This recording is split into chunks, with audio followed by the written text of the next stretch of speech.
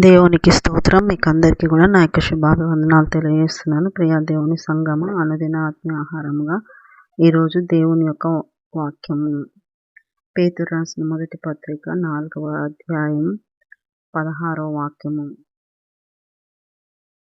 పేతురు రాసిన పత్రిక పేతురు రాసిన మొదటి పత్రిక 4వ అధ్యాయము 16వ వాక్యము. ఎవడైనను క్రైస్తవుడైనందుకు బాధ అనుభవించిన ఎడల అతడు సిగ్గుపడక ఆ పేరుని బట్టి దేవుని మహిమపరచవలెను. దేవునికి మహిమ కలుగును గాక. దేవుడు మనతో మాట్లాడుతున్న వాక్యం ఈరోజు ఏమంటే, క్రైస్తవుడైనందుకు బాధ అనుభవించాల్సి వస్తే నువ్వు దాని విషయంలో సిగ్గుపడొద్దు, భయపడొద్దు, వెనకంజ వేయొద్దు. వాక్యం సెలవిస్తుంది, అది దేవుని మహిమార్థమై నువ్వు ఆ బాధ అనుభవిస్తే దేవుడి వద్ద నీకు బహుమానాలు ఉంటాయి. నువ్వు సిగ్గుపడక ఆ బాధ అనుభవిస్తే దేవునికి మహిమ వస్తుంది. దేవుని మహిమపరచాలనుకున్నోళ్ళు, దేవుని ఘనపరచాలనుకున్నోళ్ళు క్రైస్తవులని పిలువబడినప్పుడు వచ్చే అవమానము, నింద, బాధ, చింత, వేదన ఏదేమైనప్పటికీ కూడా ధన్యతలలో మత్తయి సువార్తలో యేసయ్య చెప్తారు, నా నిమిత్తము జనులు మిమ్మల్ని హింసించి నిందించి మీ మీద అబద్ధముగా చెడ్డ మాటలు పలుకున్నప్పుడెల్లా మీరు సంతోషించి ఆనందించడి, పరలోకమందు మీ ఫలం అధికమగును అని సెలవిస్తున్నారు. అసలు క్రైస్తవులు అనేది ఎప్పుడు పిలువబడినారు అంటే, అపోస్తుల కార్యములు 11:20 వచనంలో అంతియోకయలో మొట్టమొదట సంఘము ఏర్పడినప్పుడు అక్కడ శిష్యులందరూ కూడా క్రైస్తవులు అని పిలువబడినారు. శిష్యులందరినీ అక్కడ ఏమని పిలిచారంటే క్రైస్తవులు, క్రీస్తును అనుసరించే వాళ్ళు అని అర్థం.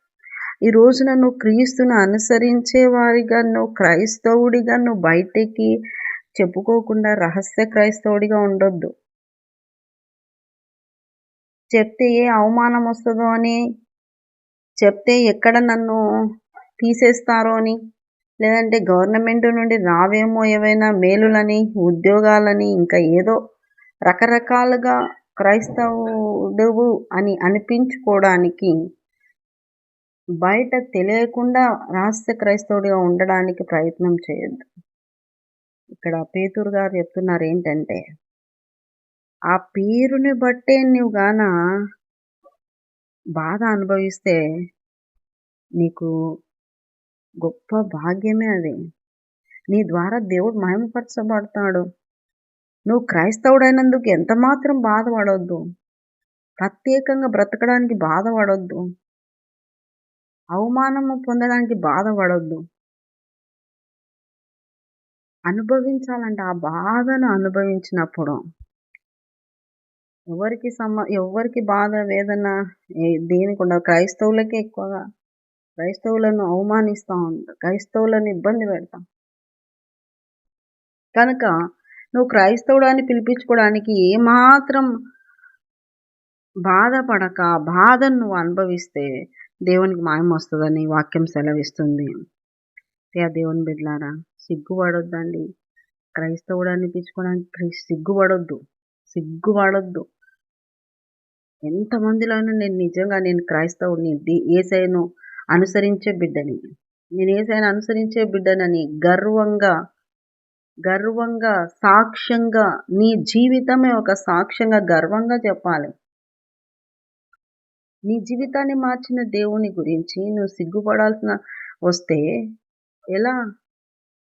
నువ్వు నీ దేవుని గురించి, నువ్వు నిన్ను మార్చిన నీ దేవుని గురించి నిన్ను బాధ పెడితే సిగ్గుపడొద్దు. ఆ బాధ అనుభవించు, దేవునికి మహిమ వస్తుంది. నీ బ్రతుకును మార్చి నీ యొక్క ప్రతి పరిస్థితిలో దేవుడు తోడై ఉండి నడిపిస్తూ బలపరుస్తూ ఉన్న దేవుణ్ణి మహిమపరిచే విధంగా నువ్వు క్రైస్తవుడు అనిపించుకోవడానికి ఏ బాధ అయినా అనుభవించడానికి సిద్ధంగా ఉండవు. ఎంతోమంది కులాలలో వెలివేతలు జరిగినప్పుడు కూడా ఫంక్షన్లు పెట్టుకుంటే ఏసై నమ్ముకున్న బిడ్డల్ని పిలవకపోగా వాళ్ళు సొమ్ములు అవన్నీ తీసేస్తే వాళ్ళని హేళన చేసి వాళ్ళని అవమానిస్తూ ఉన్నప్పుడు కూడా ఆ బాధ అనుభవించే బిడ్డగానే నువ్వు ఉంటే దేవునికి మహిమ వస్తుంది. లేదంటే వాళ్ళ కోసం వీళ్ళ కోసం అని తిరిగా నువ్వు లోకంలో కలిసిపోతే దేవునికి మహిమ రాదు. ప్రియ దేవుని బిడ్డారా, క్రైస్తవుడిగా నువ్వు సిగ్గుపడాల్సిన అవసరం లేదు. క్రైస్తవుడిగా నువ్వు బాధపడాల్సిన అవసరం లేదు. క్రైస్తవుడిగా నువ్వు నాకేమి నాకు ఇబ్బంది అవుతుందేమో వీళ్ళతో లేకుంటే, వీళ్ళ సహాయం లేకుంటే ఈ బతకండేమో అనేది వద్దు. నువ్వు ఆ పేరును బట్టించి దేవుణ్ణి మాయంపరచవాలని. క్రైస్తవుడైనందుకు బాధ అనుభవించినాడలా సిగ్గుపడక ఆ క్రైస్తవుడు అనే పేరును బట్టి దేవుని మాయంపరచు. నీ బంధు జనాంగంలో మాయంపరచు, నీ కులస్తుల్లో మాయంపరచు, నీ ఉద్యోగం దగ్గర మహిమపరచు దేవుణ్ణి, నీ స్నేహితుల దగ్గర దేవుణ్ణి మాయంపరచు, నువ్వు వ్యాపారంలో నీ దేవుని మాయంపరచు, నీ ప్రతి పనిలో దేవుని మాయంపరచు. గొప్పగా దేవుడికి తోడైంది సహాయం చేస్తాడు. అటు కృప, అటు దీవెన, అటు ధైర్యము నువ్వు పొందుకుందువు గాక. ఆమె చిన్న ప్రార్థన చేసుకున్నాం. ఏసైనికి వందనాలు. నిజంగా ప్రభు క్రైస్తవుడాన్ని పిలిపించుకోవడానికి అయ్యా సిగ్గుపడక ధైర్యంగా నైనా ఏ బాధలు క్రైస్తవుల పైన జరిగిన, ఏ ఇబ్బందులు, ఏ దాడులు ఏం జరిగినా ధైర్యంగా నైనా నీ మహిమార్థమైన ప్రతి ఒక్క బిడ్డని నిలబడే కృపద ఇచ్చేసి క్రైస్తవులు అయినందుకేనైనా సంతోషంగా నైనా ఆ పేరును బట్టి నేను గణపరిచే మహింపరిచే బిడ్డలుగా నిలబెట్టాల్సిందిగా ప్రార్థిస్తూ నేను వారిని అందరినీ దీవెనతో నింపాల్సిందిగా ఏసు పరిశుద్ధ నామములో అడుగుతున్నాం మా తండ్రి. ఆమేన్, ఆమేన్, ఆమేన్. ఏసు రక్తమే జయం, ఏసు రక్తమే జయం, ఏసు నామానికి సంపూర్ణ విజయం కలుగును గాక. ఆమేన్, ఆమేన్, ఆమేన్. Good morning, praise lord. దేవుడు మళ్ళీ దీవించును గాక. ఆమేన్.